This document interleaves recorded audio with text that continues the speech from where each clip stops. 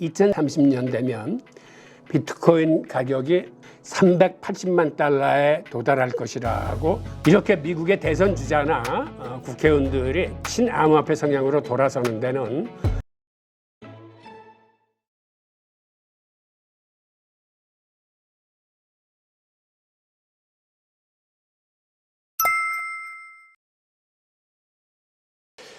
자, 이번에는 횡보장에서 투자하는 방법에 대해서 한번 같이 알아보겠습니다.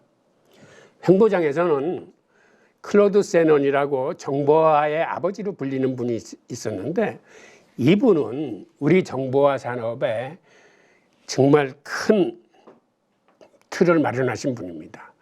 그러니까 정보화의 단위의 비트라는 개념이나 오늘날 회로에 대한 개념이나 반도체는 물론이고 지금의 인터넷이나 컴퓨터가 작동할 수 있는 기본 이론을 정립하신 분인데, 이분이 투자도 굉장히 잘했습니다. 가치 투자라는 걸 워렌 버핏보다도 먼저 생각해내서 수익률도 워렌 버핏보다도 좋았다고 그럽니다. 그런 분이 일반인들을 위해서 횡보장에서 투자할 수 있는 방법을 개발해서 알려줬는데, 그게 바로 클로드 세넌의 균형 복원 포트폴리오입니다. 이거는 사실 굉장히 단순합니다. 우리가 알트코인을 투자를 할 때 알트코인 비중을 50%, 그 다음에 현금 비중을 50%로 가져가는 겁니다. 그랬다가 알트코인 가격이 하락하게 되면, 알트코인 비중이 50 이하로 떨어지게 되면 그때는 현금에서 다시 알트코인을 사서 50대 50의 비중을 다시 맞추는 겁니다. 그랬다가 이번에는 알트코인이 가격이 급등을 해서 알트코인 비중이 현금 비중보다 높아지면, 이번에는 알트코인을 팔아서 현금으로 바꿔서 현금에 집어넣음으로써 다시 비중을 50대 50으로 맞추는 겁니다. 이 주기는 본인이 선택하시면 됩니다. 매일 정오에 이거를 한다거나 아니면 나는 매주 한 번만 하겠다고 한다거나, 그 주기는 본인이 알아서 선택하시면 되고, 그런데 이게 어떤 효과를 가져오냐 하면, 요 자세한 내용은 여기 텍스트를 한번 읽어보시고, 궁극적으로 세넌의 도깨비라 불리우는 이 그래프를 보고 제가 설명을 드리겠습니다. 우리가 기타 알트코인에 100% 다 투자를 했을 경우에는 횡보장에서 알트코인이 가격이 오르고 내리다가 궁극적으로 제자리를 맴돌고 있으면 내 수익도 제자리를 맴돌면서 한 푼도 보태지지가 않습니다. 그런데 반면에 이 세논의 균형 복원 포트폴리오, 즉 매일 50대 50을 맞추는 걸로 하면, 이거는 설사 이렇게 밴드 내에 갇혀서 맴돌다 하더라도 이거는 계속 수익을 냅니다. 그래서 이 수익을 낸 이거를 일컬어서 쉐논의 도깨비라고 부릅니다. 그 어떻게 밴드에 갇혀서 가격이 오르락 내리락 했을 뿐인데 이렇게 계속 수익을 낼 수 있냐면, 이 원리는 사실은 간단합니다. 즉 쌀 때 사고 비쌀 때 파는 겁니다. 비록 밴드에 갇혀가지고 그 등락의 폭이 크진 않지만, 이 내용을 들여다보면은 예를 들어서 알트코인 가격이 싸졌을 때 사는 거고 비싸지면 파는 이런 기계적인 방법이 도입이 돼서 이 수익률을 계속 끌어올리는 겁니다. 그리고 우리 같은 아마추어들이 가장 못하는 게 포모와 포드에 휘둘리지 않는 겁니다. 아시다시피 포모는 가격이 급등하면 내가 소외되지 않을까 해서 오르는 코인을 들어가서 사게 되는 게 포모입니다. 그리고 포드는 가격이 떨어지면 더 이상 크게 떨어질지 모른다는 공포감에 손절을 하게 되는 게, 그게 아마추어의 기본적인 본능입니다. 그래서 우리는 고수처럼 쌀 때 사서 비쌀 때 팔지 못하고 오히려 비쌀 때 사서 싸게 파는 경우가 많습니다. 그런데 샐러드 쿠논의 이 투자법을 활용하면 이거는 비쌀 때 오히려 팔고 쌀 때 사는, 즉 포모와 포드에 휘둘리지를 않습니다. 그러다 보니까 횡보장에서 수익을 있을 뿐만 아니라 하락장에서도 손실을 최소화시켜주는 그런 투자법입니다. 그래서 여러분들한테 지금 같은 하락장이나 횡보장에서는 알트코인에 한해서 이러한 세논의 50대 50 이 투자법도 한번 검토해 보십사 하고 추천을 드립니다. 이번에는 하락장 투자법을 보겠습니다. 하락장에서는 보통 롱숏 전략을 씁니다. 롱숏 전략이냐 뭐냐 하면 이건 헤지펀드가 쓰는 무위험 차익거래하고 비슷한 전략인데요. 일단 테마별로 1등 코인을 현물 시장에서 삽니다. 이걸 롱이라고 부르고, 그리고 2등 코인을 선물 시장에서 팝니다. 즉, 이 얘기는 현물 가격이 떨어지더라도 선물 시장에서 숏을 친 2등 코인의 가격이 올라가기 때문에 손실을 복구해 주든지 아니면 최소화시키는 전략입니다. 또 하나의 방법은 내가 선물을 살 돈이 많지 않다라고 하면, 예를 들어서 100이라는 금액은 현물 시장에서 알트코인을 사고 선물 시장에서는 그 5분의 1인 20이라는 금액을 가지고 레버리지 5배인 그 코인을 매도를 사는 겁니다. 즉 숏을 사는 겁니다. 그러니까 현물은 롱이고 선물 시장에는 숏인데 그건 레버리지 5배를 건 매도에 투자를 하는 건데, 이렇게 되면 현물 시장에서 가격이 떨어지더라도 선물 시장에 사둔 5배 숏이 가격이 올라가서 현물 시장에 하락한 금액만큼을 이쪽에서 보상을 해주게 됩니다. 그런데 이거는 사실은 제가 이론적으로 이러한 방법이 있다는 거를 말씀드리는데 그치고, 초보자들한테는 이 방법을 제가 권하지 않습니다. 왜 그러냐면 선물 시장은 마치 마약과 같아서 이 시장에 한번 빠져들면 헤어나가기 힘들 뿐만 아니라 이 시장에서 성공 확률은 극히 적습니다. 왜 그러냐면 그러지 않아도 변동성이 큰 암호화폐인데, 이쪽 시장은 레버리지 5배라 그러면 현물 시장 변동성의 5배를 의미하는 거기 때문에, 예를 들어서 현물 시장에서 한 5, 6% 움직이더라도 이 시장은 몇십 %가 움직이면서 이 시장에서 돈을 버는 사람들은 정말 극히 드뭅니다. 그래서 아예 초보자분들은 이 선물 시장을 쳐다보지 마십사 하는 게 제가 오히려 부탁드릴 말씀이고, 오히려 두 번째 방법을 권해드립니다. 이거는 이동평균선을 갖고 하는 매매 전략인데, 이거는 선물 시장을 활용하지 않더라도 예를 들어서 이런 겁니다. 일봉 120일 이동평균선 이상에서는 매입을 하고, 그게 데드크로스, 즉 이동평균선을 뚫고 내려오면 그때는 파는 겁니다. 그랬다가 다시 120일 이동평균선을 상향 돌파할 때, 즉 골든크로스가 발생했을 때는 다시 사는 겁니다. 즉 매입과 매도의 기준이 120일 이동평균선입니다. 데드크로스가 발생하면 팔고 골든크로스가 발생하면 사는 겁니다.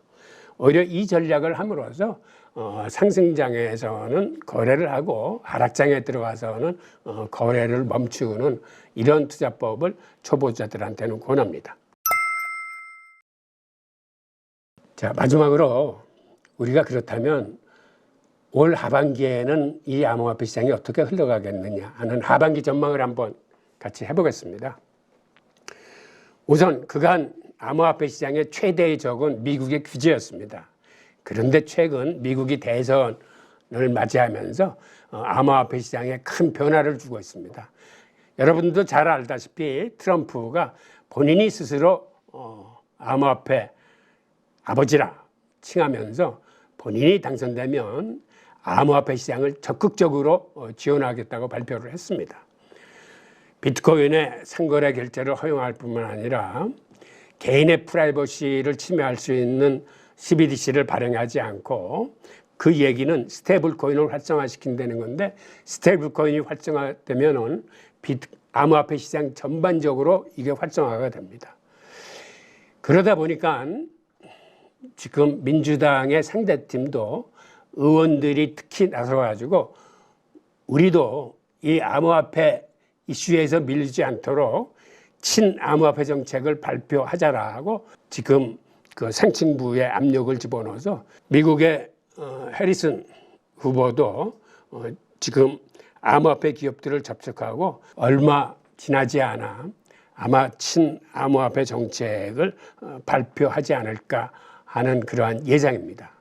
그러다 보니까 이런 암호화폐가 대선 아젠다로 등극하면서 앞으로는 이것이 대선의 이슈화되는 기간 중에는 암호화폐 시장이 많이 상승할 것으로 봅니다. 이렇게 미국의 대선 주자나 국회의원들이 친암호화폐 성향으로 돌아서는 데는 미국의 암호화폐 투자자들이 많이 늘었기 때문입니다.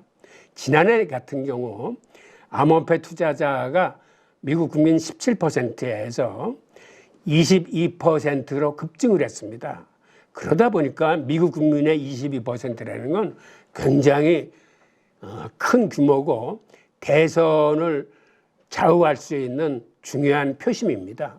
그러다 보니까 이제는 공화당이건 민주당이건 이러한 암호화폐 투자자들의 표심을 얻기 위해서 경쟁적으로 친암호화폐적인 정책을 내놓을 가능성이 크고, 앞으로 차기 정부에서는 그간 암호화폐를 규제했던 SEC 수장에 친암호화폐 인사가 바탈될 가능성조차 있습니다. 그래서 하반기에는 이런 이슈가 불거지면서 암호화폐 시장에 긍정적으로 작용할 것으로 보이고, 두 번째는 본격적으로 기관 투자자들이 이 비트코인 ETF하고 이더리움 ETF 시장에 들어올 채비를 하고 있습니다. 지난 1분기에 들어온 기관 투자자들의 숫자는 944개였습니다. 그런데 미국의 1억 달러 이상, 즉 포트폴리오를 보고해야 되는 의무를 가진 1억 달러 이상의 자산 운용사나 헤지펀드의 숫자는 10,000개가 넘습니다. 그러다 보니까 944개가 우리가 많은 거라고 생각했는데 그보다 훨씬 많은 수의 기관 투자자들이 지금 이 시장에 들어올 것으로 보입니다. 그래서 만약 지금 한 1,000개 수준에서 2,000개, 3,000개, 4,000개 이렇게 늘어가면서 특히 대형 금융기관들이 이 시장에 들어오면 앞으로 장세에는 ETF 코인들인 경우에는 개인 주도보다 기관이 주도하는 이 비중이 더 높아질 것입니다. 1분기만 해도 944개 기관이 들어왔지만 개인 주도 비중이 80%고 기관 주도 비중이 20%였습니다. 그런데 이 수치가 2,000개, 3,000개, 4,000개 늘어가면 기관이 주도하는 비중이 20%, 30%, 40%, 나중에는 50%를 넘으면서 비트코인 ETF나 이더리움 ETF는 기관들이 주도하는 장세가 될 겁니다. 이렇게 기관들이 많이 들어오는 이유는 그간 기관들은 비트코인이나 이더리움에 투자를 하고 싶어도 세금 문제, 회계 문제, 그다음에 관리 문제 때문에 이 시장에 진입하지 못했는데, 이게 비트코인 ETF가 나옴으로써 이러한 기관들의 문제점을 일거에 해결을 했습니다. 그래서 이제는 기관들이 쉽게 비트코인이나 이더리움을 포트폴리오에 담게 돼가지고 앞으로는 이 ETF 시장만큼은 기관들이 주도하는 장세가 될 것으로 보이고, 이로 인해서 캐시 우드, 우리가 돈나무 언니라 부르는 그 양반은 2030년 되면 비트코인 가격이 한 150만 달러 정도 될 거다라고 예측을 했었는데 최근 들어 그 전망치를 바꿨습니다. 그것도 230만 달러나 늘려서 380만 달러에 도달할 것이라고 수정을 했는데, 그 양반이 수정한 이유가 바로 기관 투자자들의 이러한 본격적인 진입 때문입니다.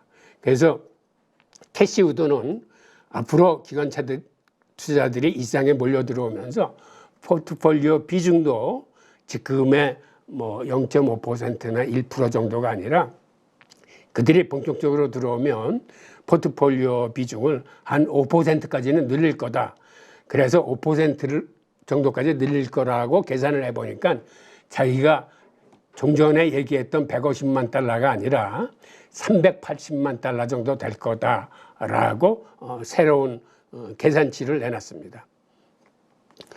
앞으로는 이러한 기관 투자자들이 들어오면서 이번 하반기에도 새로운 불장이 이 기관 투자자들에 의해서 주도될 것으로 봅니다.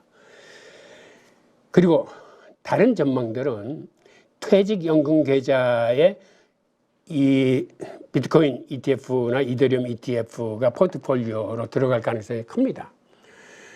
지금 기업 은퇴연금 계좌, 이걸 401K라고 부르는데 여기는 이런 게 포트폴리오에 담기려면 우선 법적인 제도가 바뀌어야 되고 규정 자체가 이제 손을 봐야 됩니다. 그런데 지금은 의원들이 친암호화폐 성향으로 돌아서면서 머지않아 법규와 규정이 정비되면서 이 퇴직연금 계좌에 비트코인 ETF 같은 게 담길 가능성이 이제 커지고 있습니다. 그런데 이게 왜 중요하냐면 미국은 개인들이 투자하는 비중은 약 15%에 불과하고 미국 국민들 대부분은 약 54%는 대부분 이렇게 퇴직연금 계좌를 가지고 그들은 투자를 합니다. 왜 그들이 이렇게 퇴직연금 계좌에 대한 투자 비중이 크냐 하면 여기에는 각종 혜택, 페이버가 따르기 때문입니다. 우선 기업 측면에서는 그 사람이 이렇게 주식에 투자할 경우에는 그 사람 연봉의 한 5% 정도를 매칭을 해줍니다. 그래서 누구나 기업에 들어가면 주식 투자를 시작합니다. 우선 기업이 지원을 해주기 때문에. 또 하나는 퇴직연금 계좌는 수수료가 굉장히 쌉니다. 그리고 또 하나는 정부에서도 이거를 권장하기 때문에 여기다 세금, 절세 효과를 줍니다. 이러한 큰 효과들이 있기 때문에 설사 회사를 그만두고 직장을 바꾸거나 프리랜서로 나오더라도 기업 퇴직연금 계좌를 갖고 그대로 갖고 나와서 개인 퇴직연금 계좌로 운영을 할 수가 있습니다. 그러다 보니까 미국인들은 대부분 이런 퇴직연금 계좌를 갖고 투자를 하는데 바로 이러한 퇴직연금 계좌에 비트코인 ETF가 들어갈 확률이 커지는 거고 이 시장 규모가 자그마치 22조 달러가 넘습니다. 22조 달러가 어느 정도의 금액이냐 하면 연준의 지금 총 자산이 7조 2천억 달러입니다. 거의 연준 자산의 3배 정도나 되는 그런 큰 시장입니다. 이런 시장에 앞으로는 비트코인 ETF가 들어갈 확률이 점점 커지면서 이게 시장을 한 번쯤은 달굴 수 있습니다. 그리고 우리가 다 같이 알다시피 하반기에는 미국의 금리 인하가 본격화될 거고 기타 우리가 생각하지 못하는 이해 변수나 모멘텀들이 발생할 수 있는데 예를 들면은 전쟁 같은 게 그런 경우에 속합니다. 전쟁 초기에는 자산시장이 동반 하락을 하면서 물론 암호화폐 시장도 하락하겠지만 그러다가 암호화폐 시장은 주식시장과는 디커플링 됩니다. 왜 그러냐면 전쟁이라는 의미는 암호화폐, 비트코인이 갖는 세계화폐로서의 인식이 높아지면서 그때는 다른 현금이나 주식보다도 사람들이 비트코인을 선호하게 되기 때문에 생각보다는 그러한 하락장에서 빨리 벗어나면서 암호화폐 시장은 상승 곡선으로 바뀔 가능성이 큽니다. 하여튼 이러한 요인들로 인해서 하반기에는 상당히 긍정적인 팩트들이 우리를 기다리고 있다라고 말씀드릴 수 있겠습니다. 자, 오늘의 이야기는 여기까지입니다. 감사합니다.